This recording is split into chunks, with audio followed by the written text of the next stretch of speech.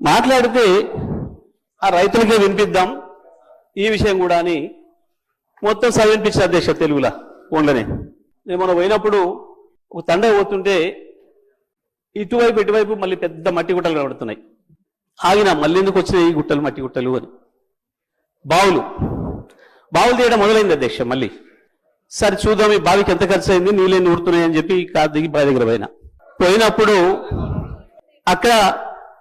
అక్కడి నుంచి గొర్రెలు వస్తున్నాయి, గొర్రెలు కాసుకున్నాయి. రైతులు గొర్రెల కాపర్లు కూడా సోదరులు కూడా వచ్చారు. వాళ్ళకే చేసిన అధ్యక్ష. వెంకట్రాములు రాజయ్య ఇద్దరు ఎందుకు రైతుల గురించి భయపడుతున్నారు, గొర్రె కాపర్లు రైతులనే భయపడుతున్నారు అధ్యక్ష. వాళ్ళకే మాట్లాడిన అధ్యక్ష నేను. ఎందుకంటే ఇది ప్రజలకు సంబంధించిన బడ్జెట్ కాబట్టి ప్రజలతోనే మాట్లాడినా మీలాగా కమిషన్లు ఇచ్చినట్టు మాట్లాడలేదు. నేను రైతులతో మాట్లాడిన అధ్యక్ష. మా వెంకటరామయ్య మా రాజన్న ఇద్దరికి వినిపించిన, మా రవినాయక్ కూడా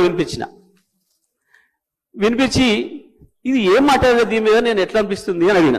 ఇలా మీకు అర్థం కాదే ఉంది సార్. దీంట్లో మా ఊర్లే వెంకటయ్య అని ఉండే, ఆయన ఊర్లో ఏతుల వెంకటయ్య కూడా అందరూ ఆయన కథ ఉంది ఇలా అన్నారు.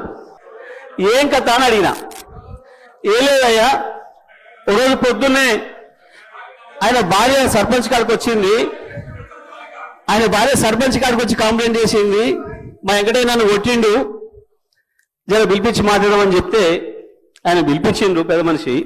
ఎందుకు కొట్టి ఏం సంగతి అని అడిగితే, నేను మా అమ్మగారింటికి నువ్వు పాలు వేయొద్దుమని అన్నాడు, నేను పోస్తా అన్నా. నువ్వు పాలు వేస్తే ఊరుకోని అన్నాడు, నేను పోసి తీరుతానంటే నన్ను కొట్టిండు. పాలెక్కడి, నీకు బర్రె లేదా పాలెక్కడి అని చెప్పి ఆయన పెద్ద మనిషి అడిగిండు అధ్యక్ష.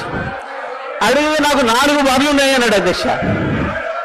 ఈ 4 బర్రెలు ఎక్కడిదా, నీకు ఒకటి కూడా లేకపోయా, మా ఊరందరం చూస్తుంది 50 మంది ఉన్నాం, అందరు తెలుసు, నీకు బర్రెలు లేవా ఎక్కడిదా అంటే